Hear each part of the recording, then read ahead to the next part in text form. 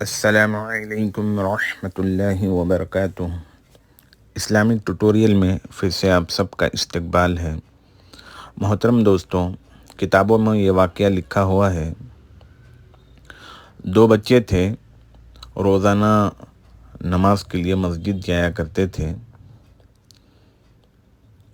جیسے ہی نمازی اپنی نماز ختم ہونے کے بعد باہر آ کر دیکھتے ہیں تو یہ دونوں بچے، ایک نے آواز لگائی کہ یہ جنتی آدمیوں کی جوتے ہیں، دوسرے نے آواز لگائی یہ جہنمی آدمیوں کی جوتے ہیں۔ جیسے نمازی نماز ختم کر آئے اور یہ دیکھنے لگے، جو بچہ جنتی آدمیوں کی جوتے بتا رہا ہے یہ سن کر نمازی خوش ہو گئے، اور جو جہنمی آدمیوں کی جوتے بتا رہا ہے اس پر لوگ غصہ کر کے وہاں سے ان دونوں بچوں کو ڈرا کر دھمکا کر بھگا دیا۔ ایسے ہی مستقل چلتا رہا کہ نمازی آتے تھے اور یہ دونوں بچے جیسے ہی نمازی نماز ختم کر واپس آتے تو دیکھتے ہیں یہ بچے زور زور سے کہتے ہیں کہ یہ جنتی آدمیوں کی جوتے ہیں اور یہ جہنمی آدمیوں کی جوتے۔ یہ سن کر نمازی تنگ آ گئے تھے،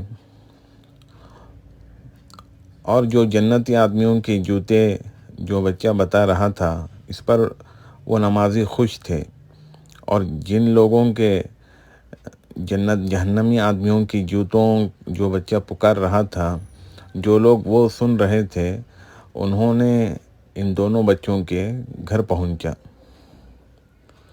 پہنچ کر پتہ کیا کہ ان کا گھر کہاں ہے، ان کے ماں باپ کون ہیں۔ جیسے ہی گھر تلاش کر پہنچے تو ان کی والدہ سے ملاقات ہوئی۔ کو سارا معجرہ ان کے والدہ کو بتایا کہ آپ کے دونوں لڑکے اس طرح کرتے ہیں۔ تو ماں کہنے لگی یہ میرے دو بچے ہیں، یہ جب سے پیدا ہوئے ہیں تب سے لے کے اب تک حرام مال تو دور کی بات، حرام غذا تو دور کی بات، مشتبہ مال بھی میں نے ان کو نہیں کھلایا ہے۔ یہ حلال رزق کی بدولت ہے کہ اللہ نے ان کو اتنی بڑی فراست دی ہے کہ یہ دنیا میں ہی جنتی آدمیوں کی جوتے جہنمی آدمیوں کی جوتے پہچان جاتے ہیں۔ اللہ نے ان کو اتنی بڑی فراست دی ہے۔ تو محترم دوستوں، حلال رزق میں اللہ پاک نے یہ انوارات رکھے ہیں کہ اعمال کے اندر جان پیدا ہوتی ہے، اللہ تعالیٰ مستجاب الدعا بنا دیتے ہیں۔ اس لیے ہماری کمائی حلال کی ہو، ہماری غذا حلال کی ہو۔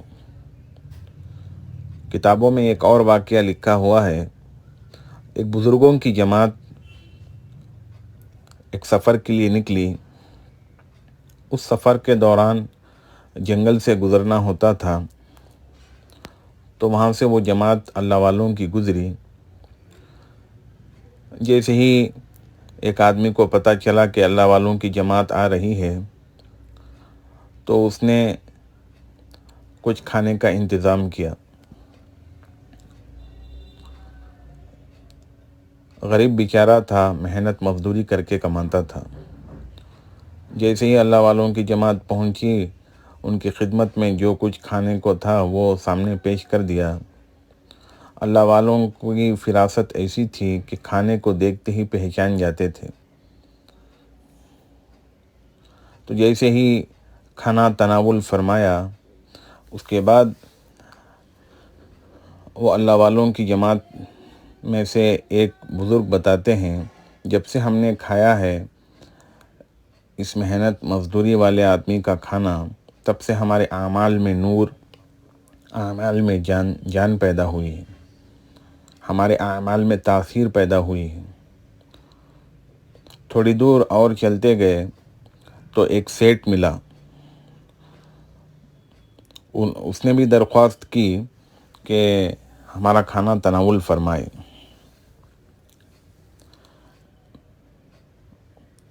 اللہ والے پہچان جاتے تھے کھانے کو دیکھتے ہی کہ اس کے کھانے میں ظلمت نظر آ رہی ہے۔ جیسے ہی کھانا اس کی زبردستی پر تناول فرمایا، ایک بزرگ بتاتے ہیں کہ جب سے ہم نے کھایا ہے اس کے بعد سے زناکاری کے بدکاری کے ہمیں خیالات آنے لگے۔ تو اس کے لیے محترم دوستوں، بزرگوں، بھائیوں، کہ ہماری کمائی پاک ہو، صاف ہو، حلال ہو۔